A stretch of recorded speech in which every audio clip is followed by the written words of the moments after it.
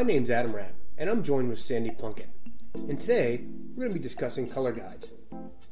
Now, if you're anything like me, maybe you entered the world of comic book collecting through comics, through your favorite hero, villain, or title, or genre, whatever it may be. And perhaps at some point you found yourself running short of things to buy or collect. Maybe you moved into Golden Age, or Silver Age, or Bronze, or a new character, or hero. Maybe your collecting started to slow down a little bit, so you started to look for other options like I did. And you decided to dive into the world of Golden Age, and then ultimately original art. Well, if you've been down that path, you know that it's a pretty expensive journey. The Golden Age books get expensive quickly, the original art even more so. And so, as you look to add more things into your collection, it begs the question, what can you find?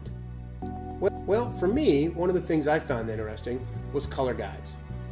The idea that there was something in the production process between the original art and the actual comic book itself that would be a unique addition to my collection. Now, Sandy's going to be talking about some of these color guides and how they're created, the purpose, etc. So let me go ahead and pass it over to him. In these videos, Adam and I have been focusing mainly on black and white comic art originals. But as Adam has just laid out, this time we're going to be taking a look at color guides.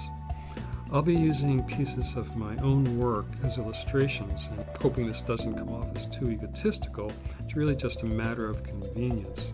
It didn't take much searching for me to come up with either the originals of the work or reproductions, and I wanted to get work at several stages of the development, and that was just easy to do with own work. We'll take a quick look at the process of creating comics from pencils to the printed page, because I think this will help explain the hows and whys of color guides. I started working at Marvel way back when, just perfectly happy doing penciling. But after a few years, I was also writing, inking, and coloring my own work.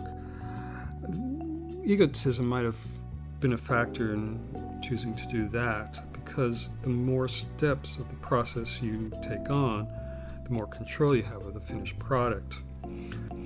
So to do the coloring, I had to familiarize myself with working for a 4-color press. The 4-color press is what was being used at the time. But okay, before we get too far along with this, let's go back a little and look at the page of artwork and see how it progresses to the stage where the colorist actually steps in. I've chosen 2 pages of a Black Panther story I wrote, penciled, and colored for Marvel's Solar Avengers book to use as examples. Before I go into it, it should be said that this job was inked by Scott Hampton. Scott did a great job, and he got a little assistance from George Pratt, Rick Bryant, and myself. We start with a terrible photocopy of the penciled artwork. Bear in mind that this was the 1980s, and Xerox machines were still really primitive and couldn't reproduce halftones. So just quickly, for those of you not that familiar with the process, the penciled artwork would most often go next to the letterer, and then it would go to the inker. From there, the entire story would be copied onto 8.5 by 11 copy paper, and those pages would be sent to the colorist.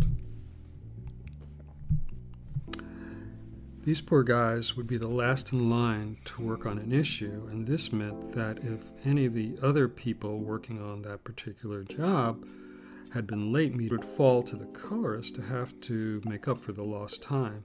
And this meant that a lot of comic books were colored virtually overnight, and also meant that a lot of colorists were chronically sleep deprived. Back in the 90s, before computers ruled the earth, colorists were limited to a palette of just 64 colors for the interior pages of a comic book. This was due to the limitations of a 4-color press, which almost all the companies were printing on at the time. If you're interested in learning more about the process, I'd encourage you to do so with just a little investigating. It was pretty amazing. It was actually a very sophisticated and complex procedure for a print medium that had to be cheap and mass-produced to be profitable for the companies. The colors would be given a color chart issued by the printing companies, which broke down each color of the chart into percentages of the three primary colors. Those three primary colors are, of course, red, blue, and yellow. To try and explain how these colors were translated into percentages, let's take a look at one particular quadrant. Here, the first circle contains an example of an enlate that prints yellow ink just at 25%.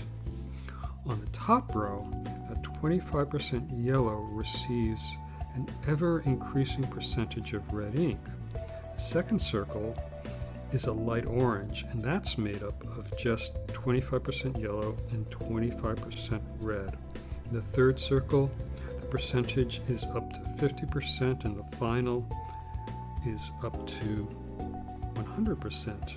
Each percentage is represented by a number: 2 for 25%, 3 for 50, and finally 100% is represented by just a single letter, in this case R, representing a solid red.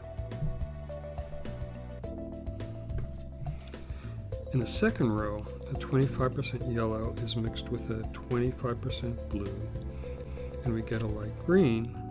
But then a 25% red is added and we get a gray. So that gray is represented by the shorthand Y2R2B2, which sounds a lot like a Star Wars robot, but it's not.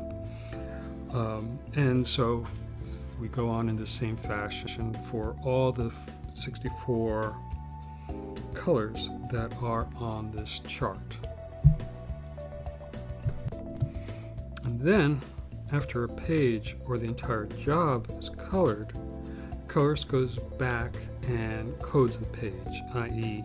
indicates response to the color they just put down on the Xerox. Often the colorist would do this coding for just certain key colors, assuming the separator at the printing plant had enough experience to recognize the more commonly used colors. And once a certain color had been indicated and established, such as the color of a character's coat, it really didn't have to be indicated again. Sandy and I would like to thank you for listening today on our views of color guides and what they are and why they might be a cool addition to your collection. There are many places on the web you can find them. Obviously eBay and auction houses have them, but a lot of reputable dealers have them as well for very inexpensive prices. They're not perfect. They have some colors that bleed, and there's obviously handwriting, etc. on them. But what a great addition to your collection, especially for a favorite hero, character, or villain. Have a great day.